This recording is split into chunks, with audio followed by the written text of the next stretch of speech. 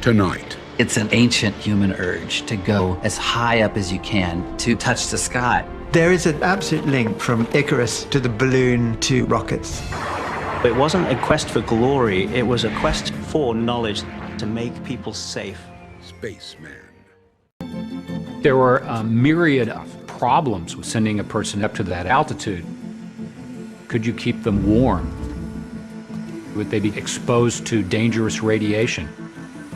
How do you give them a safe, breathable atmosphere? Above 60,000 feet, you've got so little pressure that your blood can boil. Organs can rupture, blood vessels can rupture. The temperature is 100 degrees below zero. There are just so many things that can go wrong. At 100,000 feet, you're above 99% of the Earth's atmosphere. So you might as well be in space.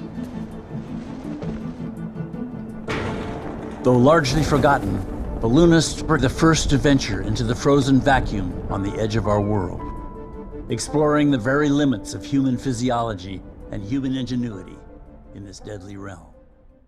Experiments fed into what NASA was about to undertake with Mercury. They answered a lot of questions. They answered a lot of big questions.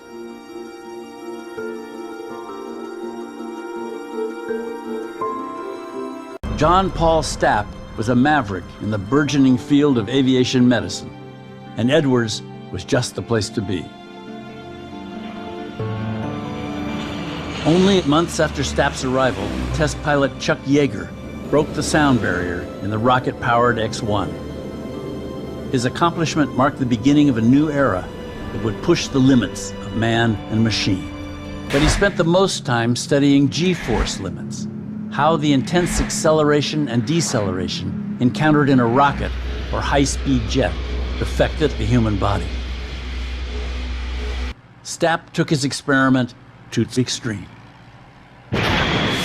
There were 9 rocket engines on the back of that sled, and when they fired, Stapp said that he lost all orientation as he shot on this track in excess of 630 miles per hour. At the end of the track, Stapp slammed to a full stop in 1.35 seconds. Paul Stapp had been promoted to chief of the Aeromedical Field Laboratory at Holloman Air Force Base in New Mexico. He needed Captain Joseph Kittinger to help conduct a series of zero-gravity experiments, testing the reaction of the human body to weightlessness. Dr. Stapp was a visionary. He could see that we were going to keep going higher and faster, and that eventually we would reach space. For his next experiment, Stapp wanted to study a person in space, or at least as close as he could get. For this, he would now turn to the oldest aerial vehicle known to man.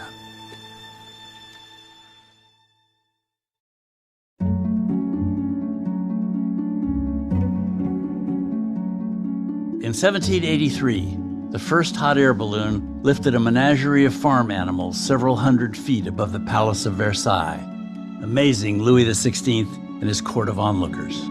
No one knew what it was like up there. No one had been up there.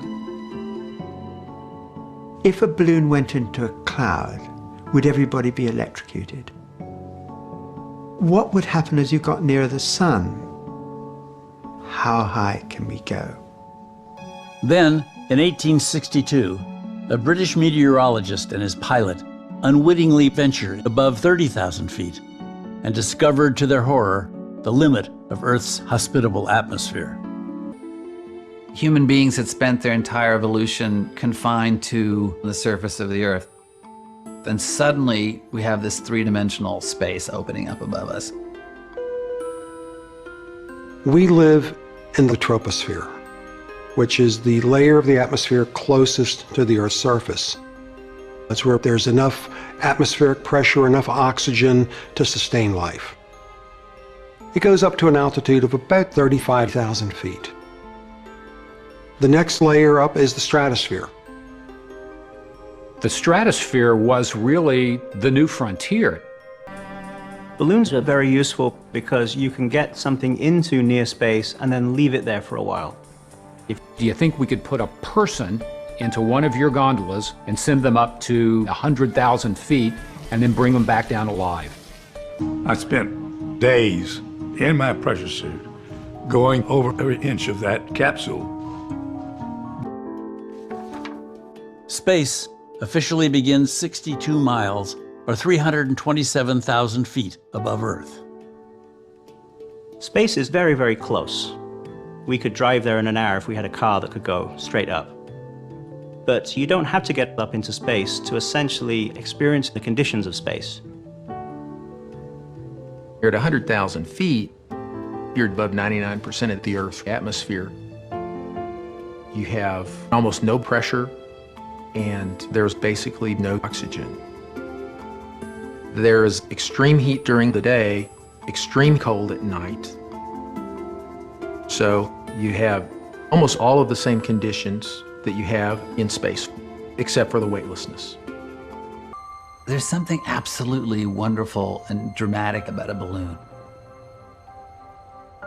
This device that's both this huge feat of human engineering, but is also completely at the mercy of the atmosphere. As the atmospheric pressure goes down, that bubble of helium expands and completely inflates the balloon. It always amazes me.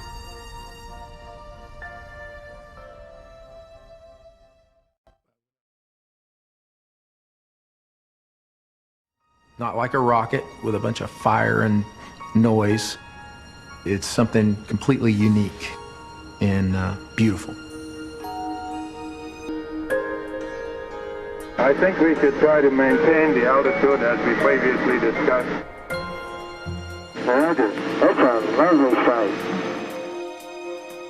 As the balloon leveled off above 101,000 feet, Simons focused on his regimen of over 25 experiments and observations. He's looking at radiation meters, looking at pressure meters, looking at his respiration, his perspiration. He can describe what it's like personally and tell the people on the ground exactly what's happening to him.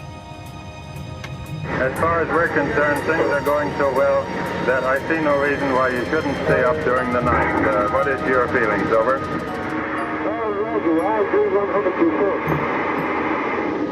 Relax a minute and eat another candy bar, will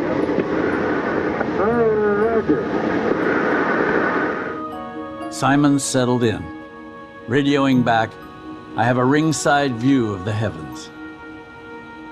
Where the atmosphere merged with the colorless blackness of space, he later recalled. The sky was so heavily saturated with this blue-purple color that it was hard to comprehend. Like a musical note which is beautifully vibrant, but so high that it lies almost beyond the ear's ability to hear, leaving you certain of its brilliance, but unsure whether you actually heard it or dreamed of its beauty. The willingness to put yourself in extreme danger simply to satisfy your curiosity is one of the oldest human impulses. You know, there weren't new continents to explore, but there was this place right above us.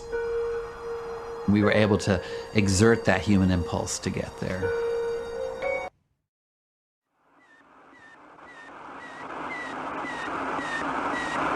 Until 2 days ago, that sound had never been heard on this earth. Suddenly, it has become as much a part of 20th century life as the whir of your vacuum cleaner.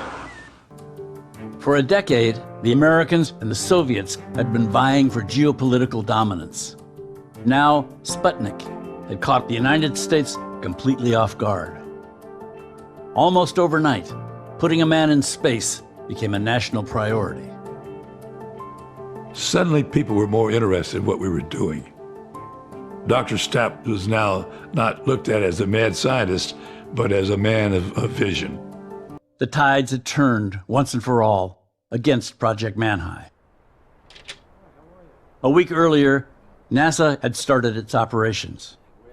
And soon, their manned space program, Project Mercury, would be receiving all the public attention and all the government funding. NASA was given responsibility for manned spaceflight. The Air Force was told to get out of that business. The new space agency asked John Paul Stapp for his assistance in selecting their first astronauts. Stapp agreed and used his regimen of physical and psychological tests to help reduce the pool of 69 candidates down to the world-famous Mercury 7. Stapp, there was one problem that hadn't been solved yet, and that was the problem of emergency escape. What if a high-altitude pilot or an astronaut needs to get out of the vehicle? How do you get them from the upper stratosphere and back into a warm, breathable atmosphere in a reasonable amount of time? So I'm there and I'm standing up and I'm looking up at the horizon. I had this phenomenal, beautiful view. I stood there for 4 or 5 seconds, absorbing the situation I was in. And then I said a prayer and I jumped.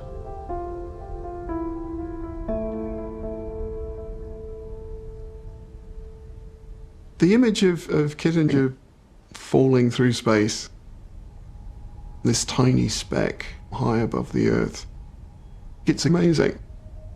He's between these different worlds.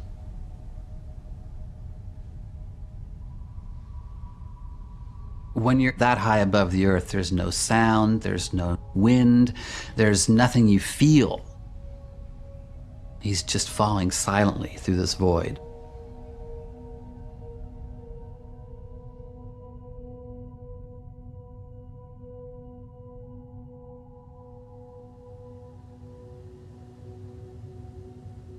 The parachute worked exactly as planned. He was hailed as a national hero in a final tribute to the original spaceman.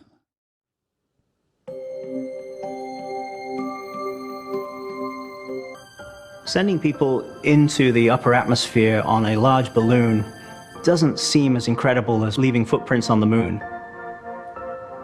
But America may not have gotten to the moon if it wasn't for pioneers like Stapp and Kissinger and Simons asking the questions that needed to be answered before we could get on with the business of flying in space. There is an absolute link from Icarus to the balloon to rockets. They are all part of one long stairway to the stars.